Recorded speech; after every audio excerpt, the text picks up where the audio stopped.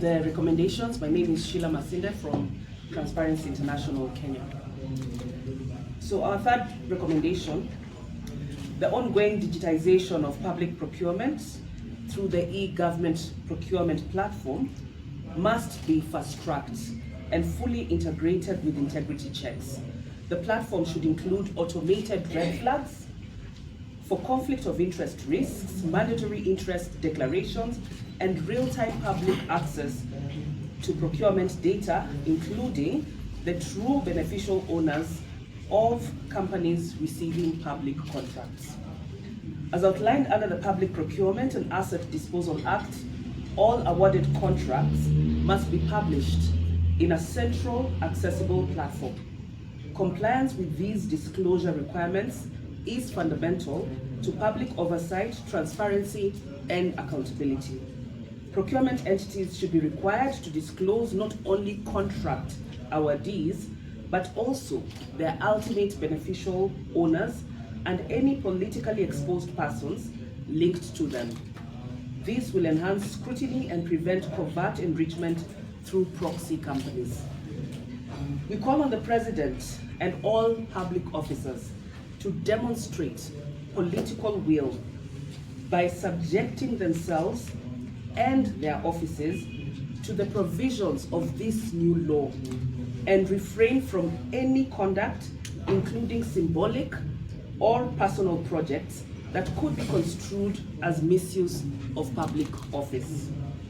Public officers and their associates must refrain from participating directly or indirectly in any public tendering or procurement process that presents a conflict of interest.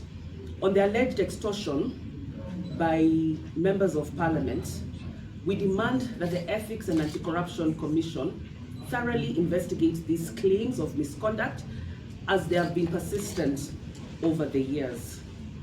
Anyone found culpable, both the bribe giver and the bribe taker, must be taken to account, and legal proceedings taken against those found culpable. EACC should not wait to be invited to investigate the matter, but should immediately start investigations. Otherwise, any further public statements on alleged extortions will just remain allegations and will be seen as an attempt to play to the public gallery. The EACC must report publicly on the status of credible investigations and prosecutions and uncompromising enforcement actions regarding previous audit findings, such as the case of the Social Health Insurance Fund and other irregular procurements that have been flagged by the Auditor General. In executing its mandate as per the Conflict of Interest Act of 2025, we demand that the Ethics and Anti-Corruption Commission, we demand that it must act boldly and fearlessly and be only subservient to the law and public interest. The Conflict of Interest Act 2025 is not just another piece of legislation. It is a constitutional and moral imperative. Enforcement is not optional.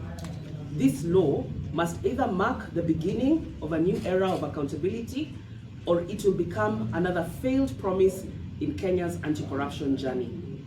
The success of this law depends on ethical and decisive leadership, credible investigations, and uncompromising enforcement. Kenya deserves no less. This statement is signed by the National Integrity Alliance, represented by the leaders here of Inuka Kenya Nisisi, the Kenya Human Rights Commission, the Institute of Social Accountability, and Transparency International Kenya. The National Integrity Alliance is a coalition that seeks to breathe life into the constitutional promise on integrity by catalyzing frontline ethics and anti-corruption institutions and active citizens to detect, deter, disrupt, and defeat corruption at all levels of society. That's the end of our statement. We will be welcome to take questions in relation to this. I'd like to speak to some of the actions that we are already taking and that we plan to take moving forward. As Kenyans, as taxpayers, as a true wazalendo of this country, because we say all those people who are in power, their positions will go away, but uraia wetu and our citizenship as Kenyans will not go away.